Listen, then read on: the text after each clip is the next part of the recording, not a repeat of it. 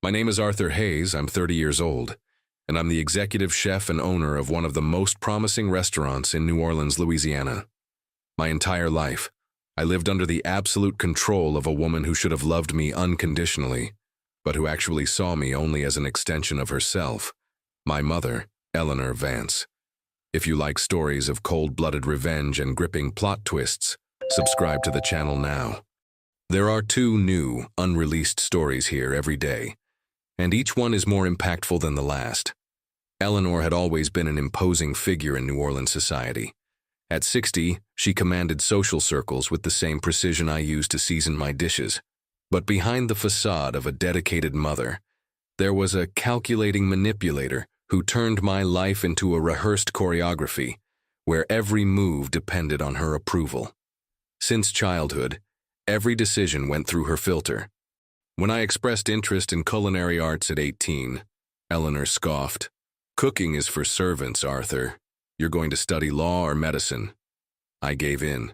I studied law for 2 years until I couldn't fake a passion that didn't exist anymore. The guilt she imposed on me for wasting her investment lasted for years. My first serious girlfriend, Jessica, was systematically sabotaged. Eleanor would invent family commitments during all our dates, create embarrassing situations when Jessica came for dinner, and constantly whisper poison in my ear. "She's not good enough for you, honey. A mother knows these things." Jessica broke up with me after 6 months, exhausted by the psychological warfare. At 28, I finally managed to open my first restaurant, but Eleanor controlled the finances. She was co-signer on all bank accounts, had access to contracts, and gave her opinion on every hire. "It's to protect you," she always said. "The business world is cruel. You need your mother's experience." The restaurant prospered, but I felt like a prisoner in my own life. Eleanor would show up unannounced, rearrange the kitchen layout according to her vision, interfere with the menu, and treat my employees like servants.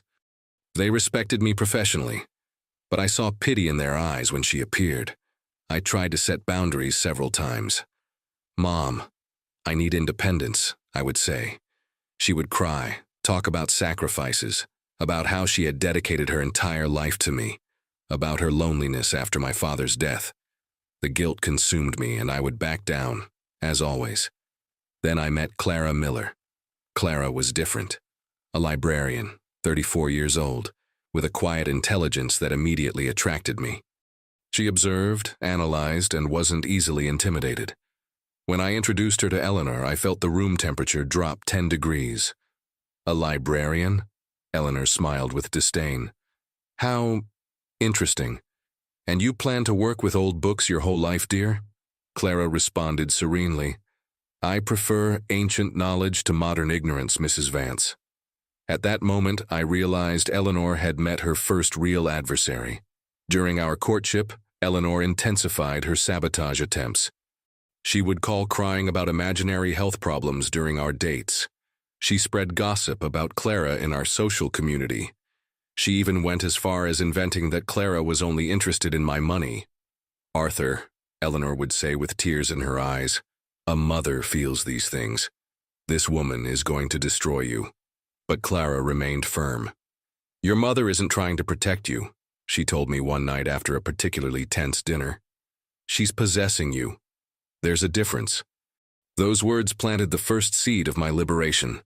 When I proposed to Clara, Eleanor had what I can only describe as a controlled breakdown. She cried for 3 days, said I was making the biggest mistake of my life, threatened to cut family ties. Then she changed strategy. She decided she would control every aspect of the wedding. "Let Mommy take care of everything, honey," she said, already recovered. "You don't understand these social things. I'll make sure it's perfect." And it was at that moment that I made a decision that would change everything.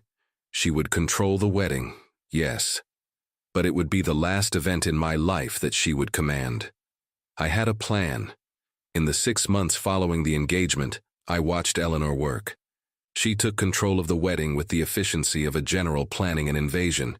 She chose the venue, the prestigious Garden District Club. She selected the menu, completely ignoring my professional suggestions. She defined the guest list, prioritizing her social contacts over our close friends. "Darling," she would say on the phone with vendors, "this is Eleanor Vance, mother of the groom. Everything must be perfect. My son is very important in this city." Clara watched it all with a patience I admired. "Let her hang herself with her own rope," she would whisper to me. "Meanwhile, you do what you need to do." And I was doing exactly that. Discreetly, I began documenting everything. I kept a password-protected digital diary, recording every manipulation, every lie, every sabotage attempt. 30 years of psychological abuse that I had normalized began to form a clear and undeniable pattern on paper. March 12th. Eleanor called Clara saying I was having doubts about the wedding. When confronted, she said she was just worried. March 18th. I discovered she tried to cancel our honeymoon, claiming there were problems with my credit card, a card she still controlled. Each diary entry gave me more clarity. I wasn't imagining things. I wasn't an ungrateful son. I was a victim of decades of narcissistic manipulation. Simultaneously, I began the most important operation, recovering my financial independence. Eleanor was co-signer on practically everything: bank accounts, restaurant contracts, even my life insurance. She justified it by saying it was to make things easier in case something happened to me. I discreetly sought out attorney James Thompson, a specialist in corporate law whom I had met through other restaurateurs. Thompson was a serious man, 50 years old, with an impeccable reputation in New Orleans. "Mr. Hayes," he said after I explained my situation, "technically your mother has legal access to all of this, but we can change it gradually and legally." For 3 months, Thompson and I worked meticulously. I transferred the restaurant accounts to a new corporate account where only I was a signatory. I renegotiated contracts, always with plausible justifications. Tax restructuring. Tax optimization. Eleanor didn't suspect anything because I had always been the obedient son who followed her financial advice. I changed my will. I updated insurance beneficiaries. I canceled power of attorney documents she had convinced me to sign as a precaution. With each document signed, I felt a weight lifting from my shoulders. "Arthur is being very responsible," Eleanor commented to Clara during lunch, not knowing she was praising my liberation. "I always said he had a head for business. He must take after me." Clara told me later, laughing, "It was all I could do not to respond that he was learning to get rid of parasites." The most delicate phase was protecting the restaurant. Eleanor loved showing up there, reorganizing things, giving orders to my staff. My employees, especially Marcus, my sous chef for 5 years, began making careful comments. "Chef," Marcus told me one day after Eleanor had yelled at a waitress, "I know it's not my place, but your mother is affecting the team's morale." It was another entry for the diary. Eleanor didn't respect professional boundaries, caused tension in the work environment, and harmed my business. I discreetly installed security cameras in the restaurant, officially for protection against theft, actually to document her behavior. The recordings were revealing. Eleanor talking badly about Clara to my regular customers. Eleanor promising discounts in my name without consulting prices. Eleanor literally reprimanding a customer who complimented a dish she hadn't approved. "My son sometimes goes overboard with seasonings," I heard her tell Mrs. Patterson, a loyal customer. "But don't worry, I'm teaching him." Teaching him, as if my 15 years of culinary experience, my passion, my professional expertise were just whims that needed her supervision. Meanwhile, Eleanor escalated her efforts to sabotage Clara. She spread through the community that Clara was isolating her son. She invented that Clara had been rude to her in public. She even went as far as calling the library where Clara worked, claiming concern about her emotional instability. "Mrs. Vance," the library director told Clara afterward, "your future mother-in-law called asking if you had a history of behavioral problems." I found it very strange. Another diary entry. The crucial moment came 2 weeks before the wedding. Eleanor decided to make a surprise. She completely reorganized my apartment while I was at the restaurant. When I got home, I found her directing a cleaning crew, throwing away Clara's books, rearranging furniture, even changing the curtains. "Surprise, honey," she exclaimed radiantly. "I made everything perfect for when Clara moves in. A home should reflect good taste, don't you think?" She had thrown away our photos. She had reorganized important papers, including some restaurant documents. She had literally redecorated my house without permission. That night, I made the final decision. "Clara," I said, "I need to tell you my plan for the wedding." I showed her the diary, the recordings, the documents that proved my newly conquered financial independence. And then I explained what I intended to do on the day that should be the happiest of our lives. Clara listened to me in silence. When I finished, she held my hand and said, "It's going to be liberating, isn't it?" 2 days before the wedding, Eleanor made her final control move. She tried to cancel our photographer because she didn't like his style. She called the florist, completely changing the decoration. And the final blow, she tried to alter the dinner menu, replacing dishes I had carefully selected with more traditional options. "Arthur doesn't understand social events," she explained to the club's chef. "I'm the one who takes care of these things in the family." When I found out, I just smiled. Eleanor was digging her own grave, and I had all the tools necessary to push her in. The wedding day had arrived, and with it, my freedom. September 15th dawned with the typical blue sky of New Orleans. As I prepared at the hotel, I felt a strange calm. It wasn't groom's nerves. It was the serenity of someone who had finally made a definitive decision. Eleanor arrived early at the Garden District Club, supervising every detail like a theater director on opening night. She had chosen a navy blue dress that cost more than many of my employees' monthly salary, and circulated through the hall, giving orders to everyone. "The flowers are 1 inch to the left," she instructed the decorators. "And those candles aren't at the right height.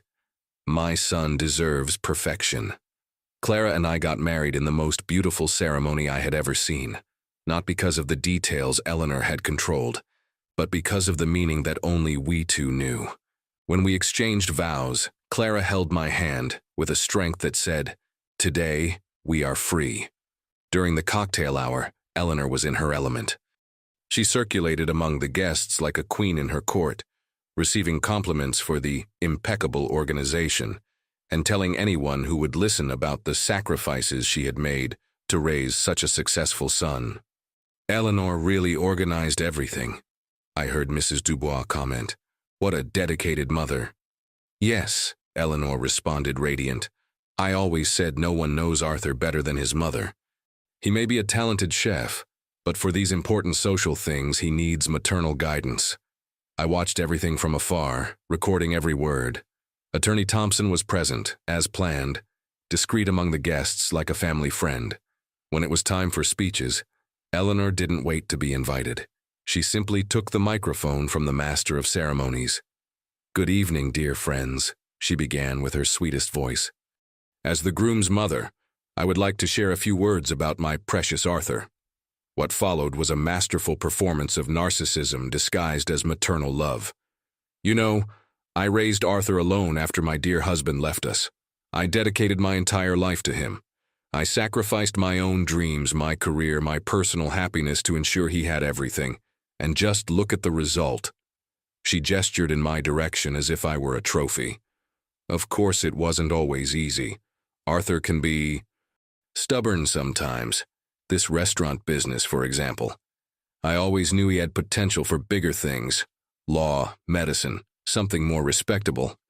But a mother learns to accept her children's choices, even when they're not the best ones. My jaw tightened. Clara gently touched my arm. "And now he's marrying Clara," Eleanor continued, her smile faltering slightly when she looked at my wife. "I'm sure Clara will learn too. Adapt to our family's needs.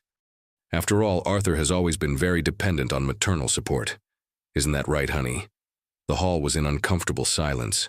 Some guests exchanged embarrassed looks. Eleanor had transformed a wedding toast into a monologue about herself and a public humiliation of the bride. That's when I stood up. "Thank you, Mom," I said, walking up to her and extending my hand for the microphone. "Can I continue from here?" Eleanor hesitated but handed over the microphone with a smile that didn't reach her eyes. I stood before 150 guests, family, friends, professional colleagues, restaurant customers, people who had known my mother for decades, people who respected her in the community, people who had never seen what happened behind closed doors. Thank you all for being here on the most important day of my life, I began with a calm voice. As my mother mentioned, she really dedicated herself a lot to me over the years. Eleanor smiled, thinking I would continue her laudatory speech. She controlled every aspect of my life for 3 decades. She chose my college. She sabotaged my relationships. She maintained control over my finances even after I became a successful adult. She would show up at my restaurant unannounced to give orders to my employees. She tried to cancel our honeymoon. This week she invaded my apartment and reorganized my house without permission. The silence in the hall was deafening. Eleanor had gone pale. For months, I documented every manipulation, every lie, every attempt to control not only my life but also Clara's. I have recordings, messages, witnesses, 30 years of evidence. I looked directly at Eleanor. For years I believed this was love, that dedicated mothers really acted this way. You convinced me I was weak, incapable, that I needed your protection. You made me feel guilty whenever I tried to pull away, saying I was being ungrateful after all your sacrifices. I normalized the abuse because I didn't know anything different. I paused, feeling the strength of words I had never said. But Clara showed me what true love is like. Love that liberates, not imprisons. Love that celebrates achievements, not diminishes them. And only then did I realize that you don't love me, Mom. You possess me. There's a difference. And today, on my wedding day, which should be about love between 2 free people, you turned your speech into a presentation about yourself. I looked directly at Eleanor. So, in front of all these people who know us, I want to make it clear. Starting today, you are no longer part of my life. You no longer have access to my finances, my business, my home, or my marriage. Your advice is no longer welcome. Your concern is no longer needed. I paused, looking at her face of absolute shock. Clara and I will build our family based on true love, mutual respect, and freedom. Things you never offered me. Thank you for organizing this wedding, Mom. It was the perfect farewell gift. I handed the microphone back to the master of ceremonies and returned to my table, where Clara waited for me with tears in her eyes. Tears of pride. The hall exploded in murmurs. Eleanor stood in the middle of the dance floor, her face contorted between fury, humiliation, and disbelief. She looked around seeking support, but found only embarrassed looks and some expressions of understanding from people who perhaps had always known the truth. "Arthur," she finally screamed, "how dare you humiliate me like this, after everything I did for you?" "That's exactly what you did for me, Mom," I responded calmly. "You humiliated me for 30 years. The difference is that today it was public." Eleanor tried to approach our table, but Thompson discreetly positioned himself in the way. "Mrs. Vance," he said politely, "perhaps it would be better for you to leave. I have some documents I need to deliver to you tomorrow about the changes in your son's accounts and power of attorney." The realization hit Eleanor like a punch. She understood it wasn't just an emotional confrontation. I had planned everything. Her source of control, her access to my life, everything had disappeared. "You're going to regret this," she whispered, but her voice no longer had its former authority. "Arthur, you'll realize you need me. You always have." "No, Mom," I replied, standing next to Clara. "I needed to get rid of you, and I finally did." Eleanor left the hall stumbling in her own fury, leaving behind 30 years of control and an audience of people who had finally seen her true face. The party continued, but with a completely different energy. It was as if a heavy cloud had dissipated. The days following the wedding were a mixture of relief and controlled chaos. Eleanor didn't give up easily. Narcissists never give up their main supply without a fight. The calls started on Monday. 17 missed calls on my cell phone. When I finally answered, her voice alternated between desperate pleading and pure fury. "Arthur, you can't do this to me," she cried. "I'm your mother. I dedicated my entire life to you. How can you be so cruel? Mom, I documented 30 years of cruelty. The difference is that now you're feeling it firsthand, I replied and hung up. She tried using other family members as intermediaries. My Aunt Patricia called on the third day. Arthur, your mother is devastated. Maybe you two could talk and… Aunt Patricia, I interrupted. Would you like to see the diary I kept? The recordings? The documents that prove how she tried to control every aspect of my adult life? Silence on the other end of the line. Eleanor has always been intense, Patricia finally admitted. But she's your mother, Arthur. Being a mother isn't a license for abuse, I replied. And being a son isn't a life sentence. Eleanor's strategy changed when she realized the family wouldn't be her salvation. She moved on to classic emotional blackmail. Health. Arthur, I'm having heart problems, she said in a voicemail. The doctor said it's from stress. You're literally killing me with this ingratitude. I called Dr. Morrison, her doctor for 15 years, since Eleanor had given me medical power of attorney years ago, which I still hadn't officially revoked. He could inform me. Arthur, your mother had a complete checkup last week. She's perfectly healthy. In fact, I've never seen her so energized, he said, choosing his words carefully. Another documented manipulation. The next phase was the attempt at professional sabotage. Eleanor began calling restaurant suppliers, claiming I was going through personal problems, and that she would temporarily take over negotiations. Mrs. Vance, said Tony, my seafood supplier for 8 years, I need to speak with Chef Hayes personally about this. Tony, Arthur is not right in the head lately, Eleanor responded. This marriage has him confused. I'm the one who's always taken care of the family business. When Tony called me to confirm, I felt a cold anger. She was trying to destroy my professional reputation. Tony, my mother has no authorization to speak for my business. If she calls again, please notify me immediately, I said. I sent a formal email to all my suppliers, partners, and corporate clients. Eleanor Vance has no authorization to represent Arthur Hayes or his restaurant in any capacity. Any communication from her should be ignored and reported directly to me. That's when Eleanor realized she was truly losing. The final attempt came 3 weeks after the wedding. She showed up at the restaurant during dinner rush, demanding to speak with me. Is Arthur in the kitchen? She asked Samantha, our hostess. Mrs. Vance, Chef Hayes left instructions that you… Don't be ridiculous, dear. I'm his mother, Eleanor interrupted, trying to walk right past. Marcus, my sous chef, called me. Chef, your mother is here and won't leave. I left the kitchen and found her in the middle of the dining room, creating a scene in front of customers. Arthur, finally, I need to talk to you about this whole madness. You can't cut me out of your life like this. Not after everything I did for you. The entire restaurant had stopped to watch. Customers held their forks in the air, observing the drama. Mom, you need to leave. Now, I said calmly. I won't leave. This place exists because of me. I supported you. I believed in you when no one else… Security, I called. 2 security guards I had hired specifically for this possibility approached. Don't touch me, Eleanor screamed. I'm Eleanor Vance. Do you know who I am in this city? Yes, ma'am, replied Jake, the head security guard. You're the person Chef Hayes instructed us to remove if you showed up here. The humiliation on Eleanor's face was total.